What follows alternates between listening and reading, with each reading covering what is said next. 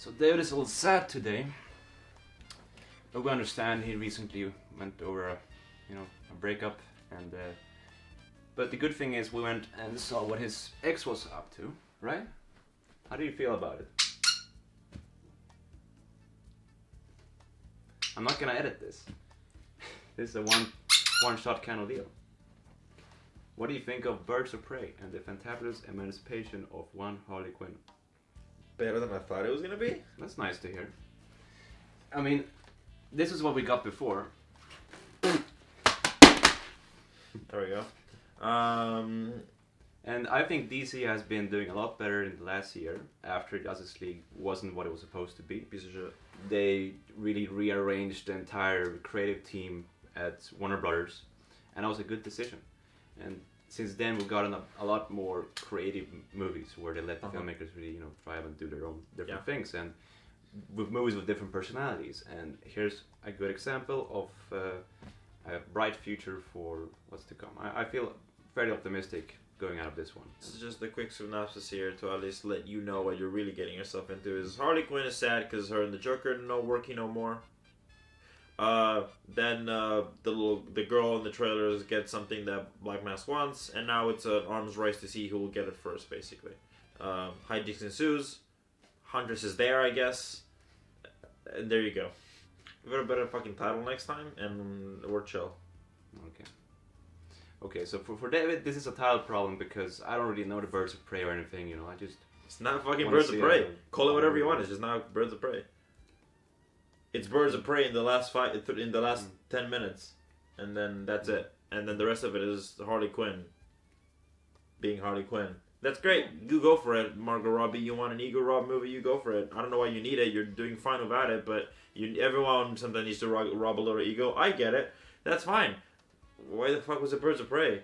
And this goes all the way back to when this clearly would have been the plot for Suicide Squad 2, and you were like, I like that. I'm gonna make that my movie. And then the person that was writing Suicide Squad was like, what the fuck am I gonna do? And then DC told him, I don't know, figure it out. And then he quit.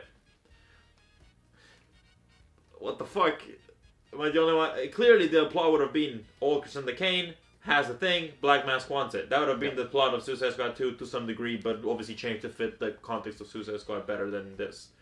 And obviously, I guess she liked that and was like, ooh, that but my movie. And they were like, okay. Well, I was gonna say that because in Suicide Squad they had a lot of people with, non-powered people going up against a character with magic. Sure. And it felt kind of weird that they would have someone with a baseball bat fighting this magic villain. You didn't seem... it felt weird to me. Mm-hmm. Here they actually had a villain that's on their level. It's a crime lord, and he's a psychopath. It's a crime world, basically. It's a lot more grounded than, let's have them fight a Superman character.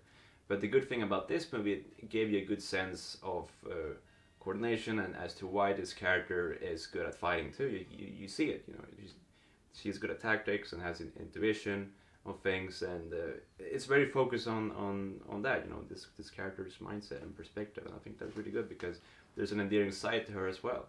She's not just completely a villain, She has some kind of limit too, and even though she's teasing the kid, oh, I'll kill you or something, there's still something there that reminds her of home and of the innocent youth that may have been robbed from her, and may also have been robbed from her because of the Joker, right? Mm.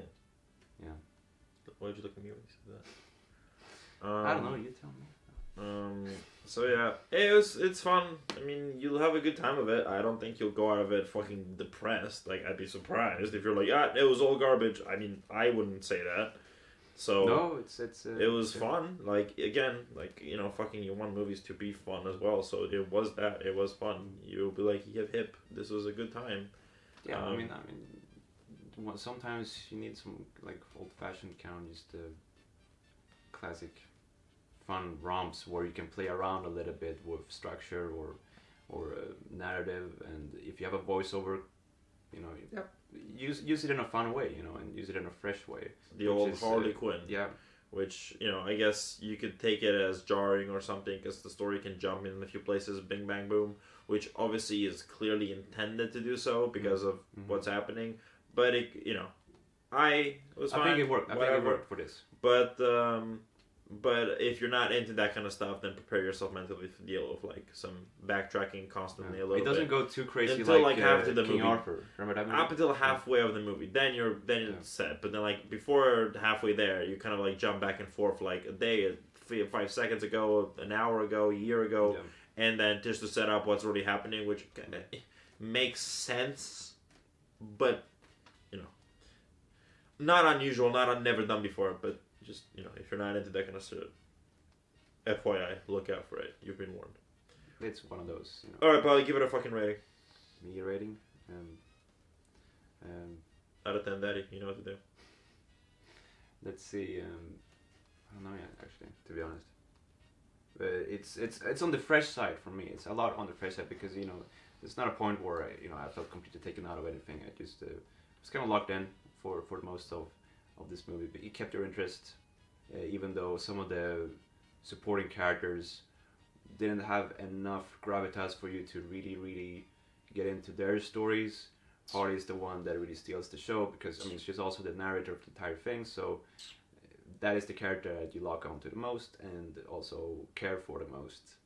So I think overall it's a solid kind of like good time movie. It's not for everyone because it's not a family movie because you have a R-rated movie. Yeah, these are morally kind of gray characters here, so don't see this with the smallest of minds. But probably like 3 diamonds out of 5. Okie doke. Yeah. And as I said before, I don't really agree in rating movies because that is an arbitrary term that shouldn't really define the way movie system. What do you want me to rate? Because we always fucking rate movies. That's why I'm going to give it a rating, but I'm still going to say that. So the way I would put it is the David way of saying it would be, I would say go see it if you like DC and like a fun romp and the character of Harley Quinn and I suppose Birds of Prey and female empowerment and just again in general a good time. Yeah, I would say go see it. And if none of those things sound appealing to you, then don't. And then for the sake of a rating, a 7. Maybe like 7 Joker laughs out of 10. Can you give us 7 Joker laughs out of 10? That's it. And this cunt wasn't in it, so that was good. Enjoy this week's content.